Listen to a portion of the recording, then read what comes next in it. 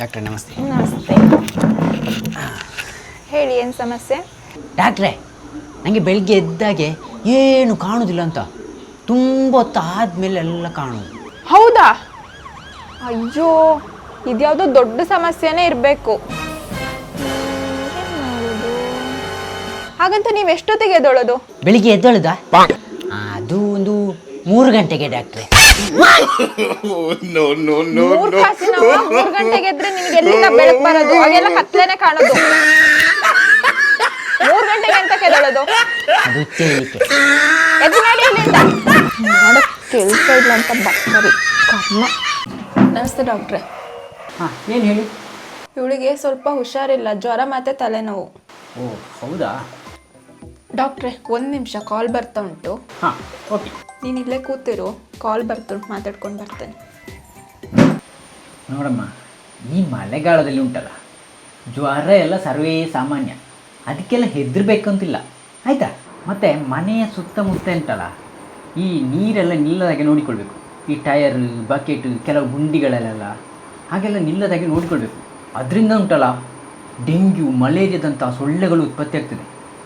ಅದಕ್ಕೊಂದು ಸ್ವಲ್ಪ ಜಾಗ್ರತೆ ಮಾಡಬೇಕು. ಏನಾದರೂ ಹೇಳಿದ್ರಾ ಡಾಕ್ಟ್ರೆ? ಸ್ವಲ್ಪ ಒಳ್ಳೆಯ ವಿಷಯ ಹೇಳಿದ್ದು. ನನಗೆ ಇವಳ ಬಗ್ಗೆ ಒಂದು ಹೇಳಲಿಕ್ಕೆ ಮರ್ತೋಯ್ತು ಡಾಕ್ಟ್ರೆ. ಹೌದಾ? ಬೇರೆ ಏನಾದರೂ ಪ್ರಾಬ್ಲಮ್ ಉಂಟಾ ಹೇಗೆ? ಹಾಗಲ್ಲ ಡಾಕ್ಟ್ರೆ, ಇವಳಿಗೆ ಸ್ವಲ್ಪ ಕಿವಿ ಕೇಳೋದಿಲ್ಲ. ತುಂಬಾನೇ ಉಪದೇಶ ಮಾಡಿ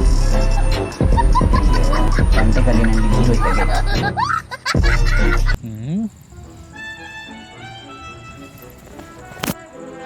ಟೀಲಿ ಯಾವುದಿದೆ? ಹಾಂ, ನಿನ್ನೆ ಆ ನೈಟ್ ಒಂದು ಗಂಧ ಕದ್ಕೊಂಬರಕ್ಕೆ ಹೇಳಿದ್ದಲ್ಲ, ಏನಾಯ್ತದು? ಬಾಸ್, ನೆನ್ನೆ ನೈಟ್ ಆ ಕೆಲಸ ಮಾಡಿ ಮುಗಿಸಿದ್ದೀನಿ. Wow, super. ಈಗ ಆ ಮಾಲ್ ಎಲ್ಲಿದೆ? ತಗೊಳ್ಳಿ ಬಾಸ್. ಅರ್ಚಕರಿಗೆ ಗೊತ್ತಿಲ್ದಂಗೆ ಈ ಗಂಧ ಕತ್ಕೊಂಡು ಬಂದಿದ್ದೀನಿ.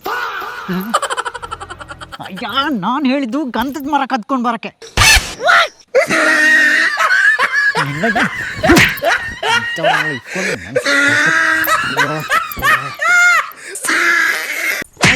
ಯಾಕಕ್ಕ ಹೊಡಿತಿದ್ಯಾ? ಏನ್ ಮಾಡಿದ್ರು ಅಂತ ಕೇಳು ನಿನ್ ಭಾವನೆ. ಏನ್ ಮಾಡಿದ್ರಿ ಬಾವ? ಏನಿಲ್ಲ ಕಣಮ್ಮ, ನಿಮ್ಮ ಅಪ್ಪ ಹೇಳಿದ್ರಲ್ಲ ಹೆಂಡ್ತಿನ ಚೆನ್ನಾಗಿ ನೋಡ್ಕೊ ಅಂತ, ಅದಕ್ಕೆ ಚೆನ್ನಾಗಿ ನೋಡ್ಕೊಳ್ತಾ ಇದ್ದೆ. ಅದಕ್ಕೆ ಇವಳು ಯಾಕೆ ಹೊಡಿತಿದ್ದಾಳೆ? ಯಾರು ಹೆಂಡ್ತಿನ ಅಂತ ಕೇಳು. ಯಾರು ಹೆಂಡ್ತಿನ? ಅದೇ ಪಕ್ಕದ ಮನೆಯವನ ಹೆಂಡ್ತಿನ. ಅಯ್ಯೋ, ನಮ್ಮ ಅಪ್ಪ ಹೇಳಿದ್ದು ನಿನ್ ಹೆಂಡ್ತಿನ ಚೆನ್ನಾಗಿ ನೋಡ್ಕೊಳಕ್ಕೆ. ಇವರಪ್ಪ ಯಾರು ಹೆಂಡ್ತಿನ ಅಂತ ಸರಿಯಾಗಿ ಹೇಳ್ಬೇಕು.